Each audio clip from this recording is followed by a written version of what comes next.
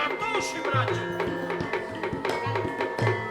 Apa sebabnya aku beradak marang kowe?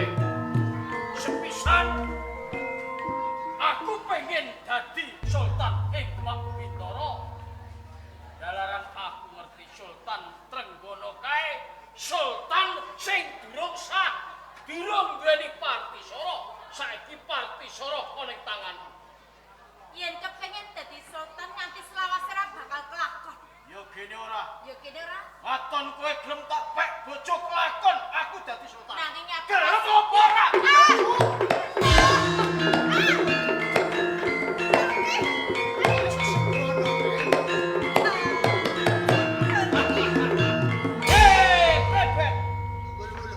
Tenane aku ra butuhke marangku. Sing tak butuhke Sultan Trenggono kon tumapak ing penarokan. Tindake ngono wae.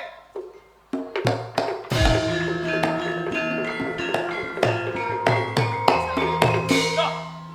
Monggo Kanjeng Sultan Trenggono, monggo.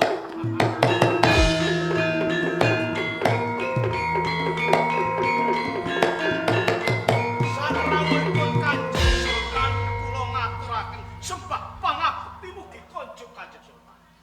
Yai Hadipati Penarukan Tunggul kula. Nggih. Tak tampa gawe bungae ngati. Sun kula ora lewat kebat tanpa ana pangestuning sun marang jeneng si. Sampun kula tampi mugi dadosaken jimat. Iki minangka sugata ya. Nggih.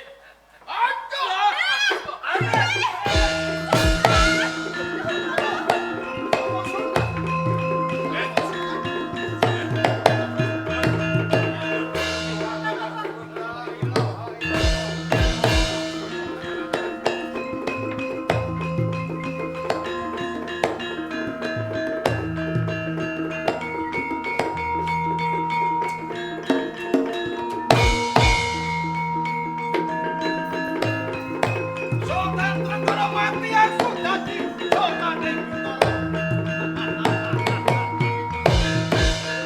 Kene wong kang kudu nyaur nyilih balekake. Arep ora kon wae. Pecah.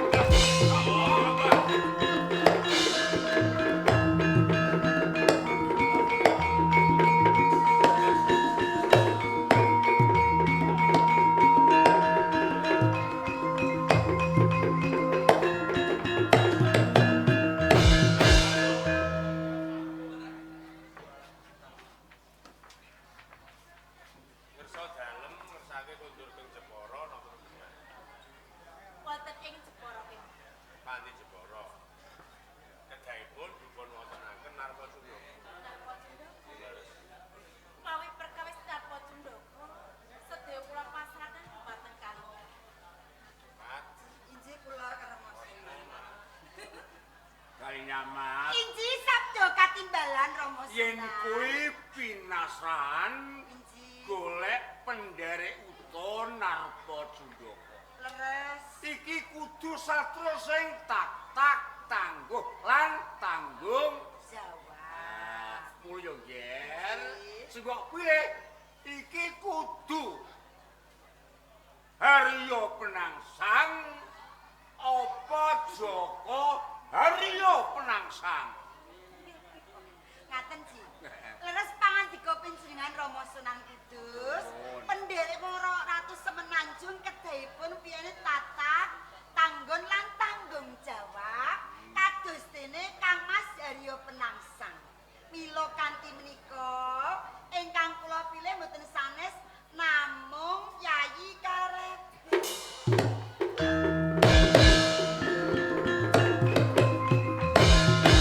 Sampeyan iki ngoten. Iki pripun? Ngoten. Ya. Nggih. Apa sih? Romo sedan aja kersanipun Kanjeng karebet pateni partisara calon. ngestakaken dawuh.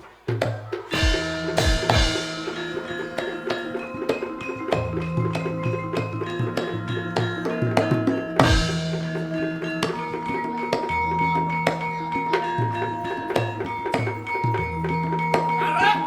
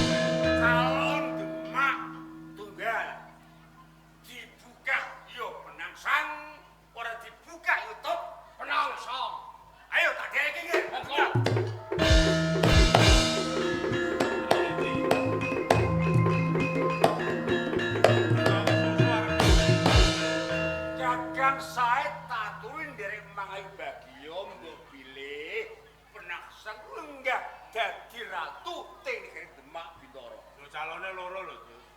Jah ngoten kok. Jah. Endi? Urip ngono kok sing kandha mati sapa,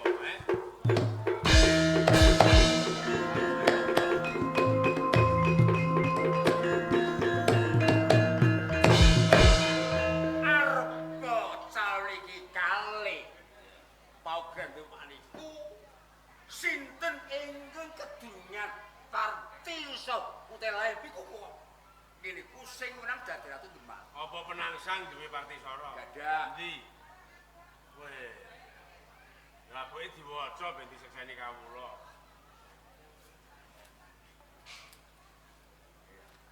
Wah, ya sah dadi ratu.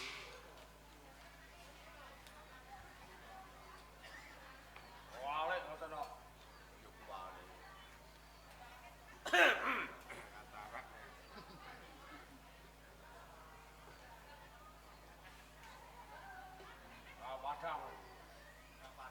Demak Bintoro tanggal 17 bulan 1 tahun 2006. Wah, pas iki dina iki. Anyar. Yang bertanda tangan di bawah ini saya bernama Bapak Kardono dengan alamat Siti Mulya Kuno, membeli seekor lembu bulu putih, buntute bujel,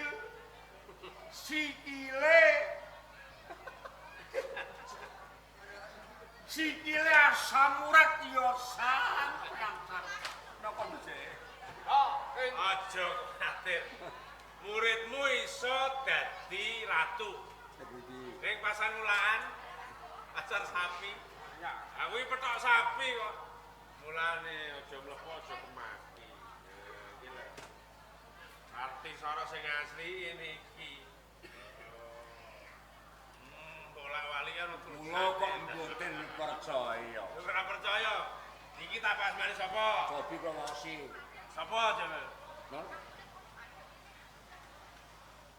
Begitu kita pose ya. Masya Ratu Islam sepisanan. Ya kan Sultan Bapak Batak. Yet. Ki mengko sing menang duwe kowe. Ya mengko dirembuk ana ing pendopo pokoke dadi ratu. Ayo, Assalamualaikum.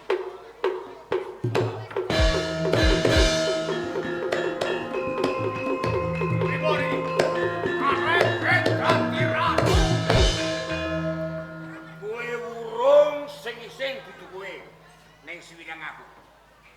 Kandong suwali. Lah maksude Kowe ora kali. Mesara. Kowe nyang desa Mbadhan Snori. Nyang kono keh raja Rajan Brana.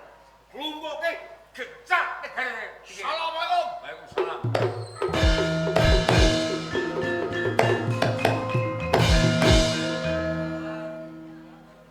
Lamban sampun purna. Sugeng mundur. Sugeng menangi malih. Mangke dalu.